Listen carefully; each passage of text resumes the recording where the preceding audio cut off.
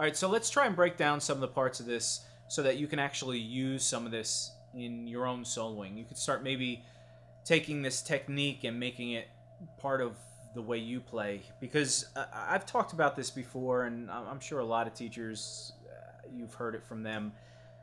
It's great to learn these solos from beginning to end, note for note, inflection for inflection, but it's one of those things where you really probably will never use a whole idea in a solo when you're improvising, because it's just going to sound like you're, okay, he started an idea there and it ended here. That was obviously a lick that he learned.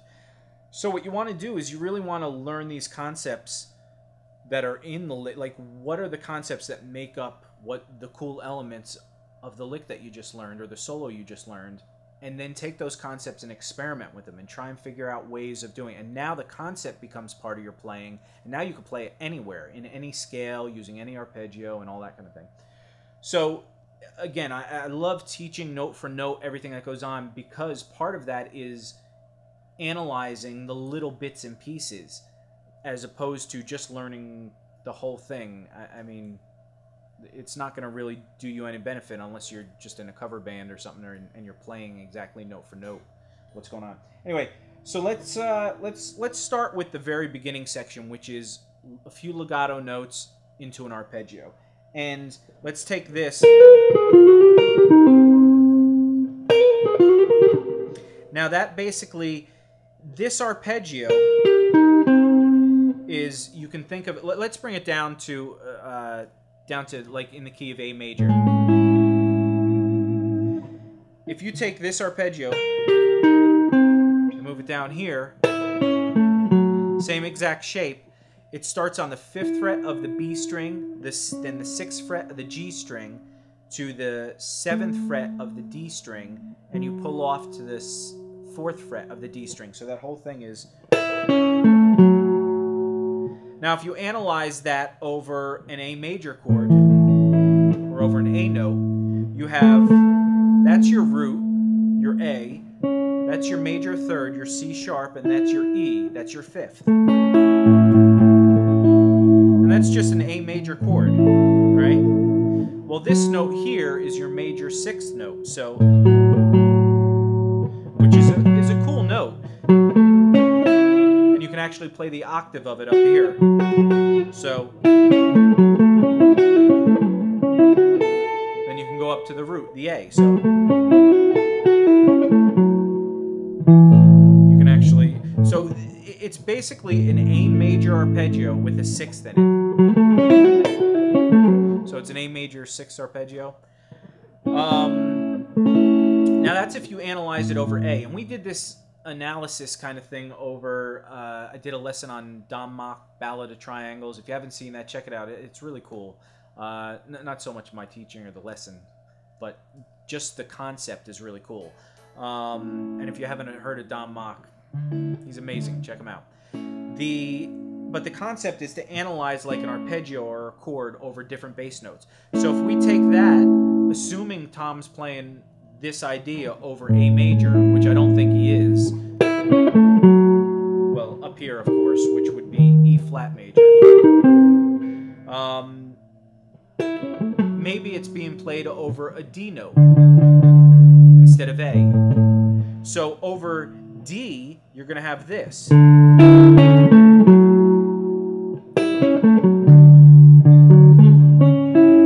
what that is the major third of D, the F sharp, then you have the A, which is the 5th, then you're going to have a C sharp, which is the 7th, the major 7, and then you're going to have an E, which is the 9th of D. So you have,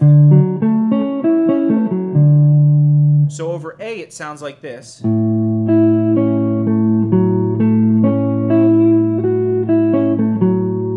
Over D it sounds like this.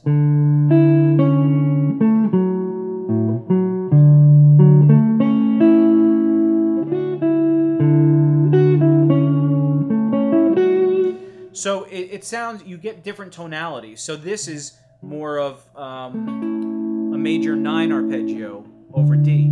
Now you could do this with all different chords. You can analyze it over anything and figure out what it sounds. And a lot of times you'll just get things that don't really make a lot of sense over chords, like over a chord tone. But it can be used, say, if it's over a dominant chord with that bass note, because then you'll get like the flat 9, the sharp 5, all that kind of stuff. So anyway, to try and get into what you can do with this idea. So the legato line that precedes it is, and that's just hammering on 2 notes, then going chromatically on 4 different frets on the G string. Right? So now if you analyze that over, say, A,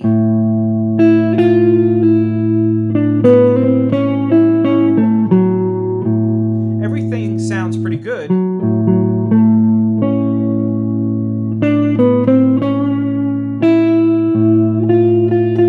Except for that note, which just sounds a little out, right? Now that is, it's a minor 6th over a major chord, which just doesn't sound right. So now what you could do to take that idea and make it fit, I mean, you may like that dissonance. That might work for you, but some people might think that's a little too out. So what you could do is take that and figure out a note that's actually that works over A major, which instead of playing that F note, play the F sharp.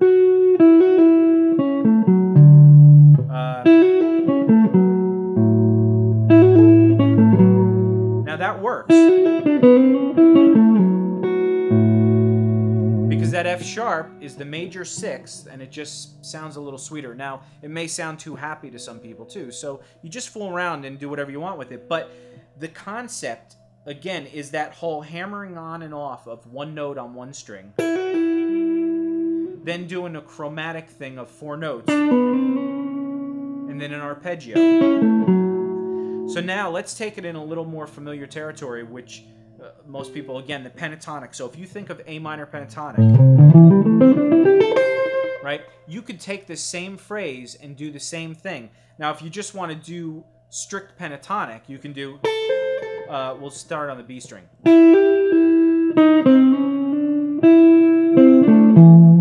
So you could do something like that, where you have that, again, it's the pattern. You have a hammer on and hammer off of 2 notes, which is the same as this. You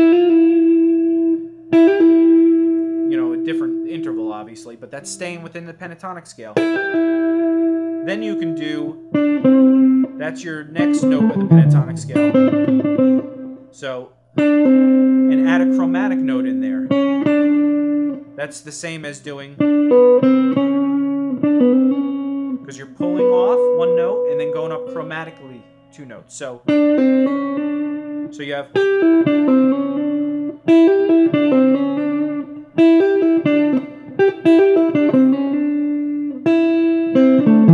then you can go down an arpeggio, which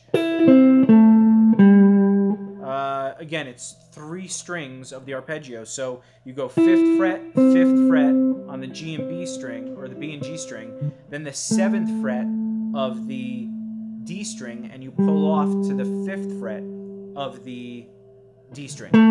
So that keeps in consistency with the arpeggio shape of down 1 note per string, and then pull off on that last note. So the whole phrase in pentatonic terms would be,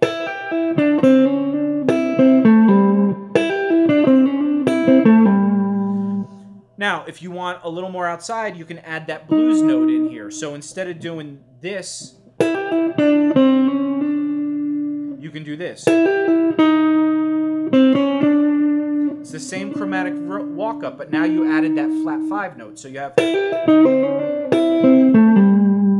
and now if you didn't want to go down this arpeggio, you can go down this. Because again, that's in the pentatonic scale too. And pull off to this. So you have, okay. Now maybe you want to get a little more interesting with some of the notes. So instead of doing this kind of pattern, you can do, something like that. So again, it's going from a low note to a high note back to a low note, and you can pick whatever note you want.